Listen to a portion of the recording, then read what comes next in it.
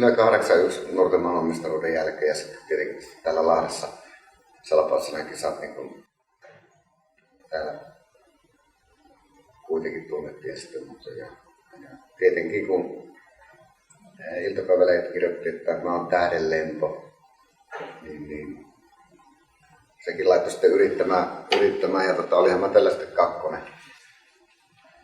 kakkonen täällä 81 silloin. Yksityisyys häipyi ihan kokonaan, musta tuli hirveä arka, mä halusin aina niin olla yksin ja vähän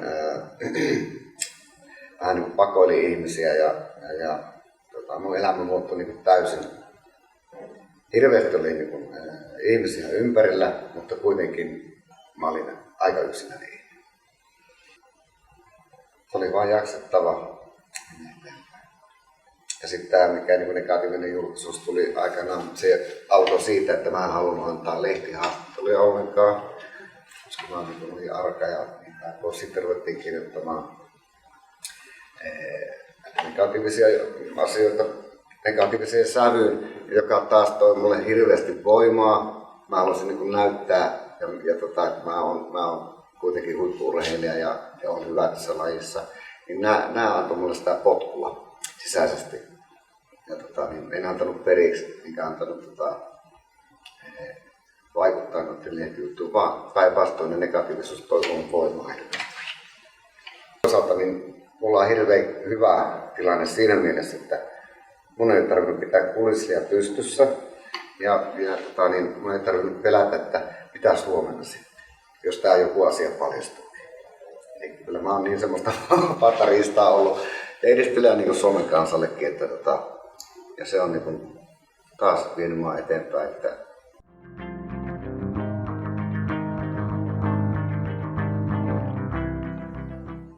jos ei vaneja olisi, ei olisi kyllä niin urheiluakaan.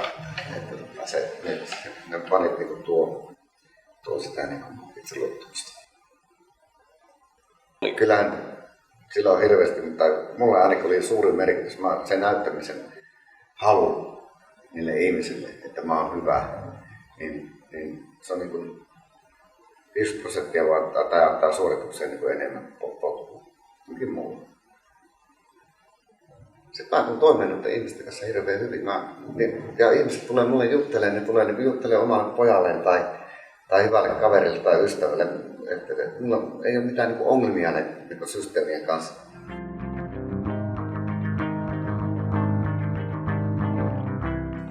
Kyllähän tämä tietenkin kotimaassa tämä Salpausselkä on, mutta kyllähän ne niin ja Viilis on erittäin hyvä.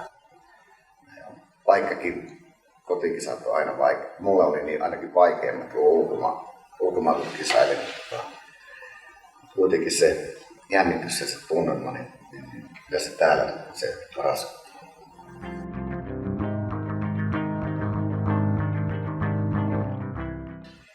En ole pitänyt itseäni idolina ja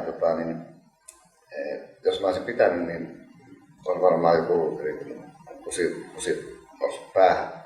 Et mä oon pyrkinyt olemaan se samanlainen urheilija kuin ihan alussa asti. Et ei ole semmoista aikaa, että missä vaiheessa on niin huomannut jotain. Totta kai se niin näin on, että lehdet kirjoittaa tälleen, niin mä en halunnut sisäistää sitä. Mä halusin pysyä vaan just siinä normaalina kaverina. Mä oon varmaan nytkin. Se on just tää rehellisyys nimenomaan, niin se on meille suomalaisille, varmaan muillekin, niin varsinkin meille, niin se on hirveän tärkeä asia. Eli nyt mennään tähän näin, että kulisseja ei tarvitse pitää pystyssä. Niin olet rehellinen. Oli vaikeita asioita tai sitten helppoja.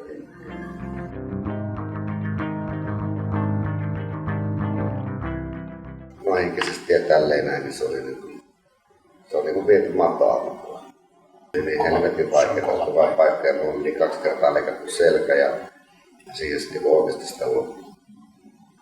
Sitten mä oon kuitenkin siitä pikkuhiljaa ja vieläkin käyn mäessä. Niin mulla oli hyvä onni se, että niin tuli tuo musiikki tuohon mukaan ja sitä pikkuhiljaa on kehittynyt siinäkin. Jos se kysyi multa näin, että osaatko laulaa, mutta en tiedä, kun en ole koskaan koittanut. 2 viikossa papan biisin CD. Ensimmäinen yllätysten yö.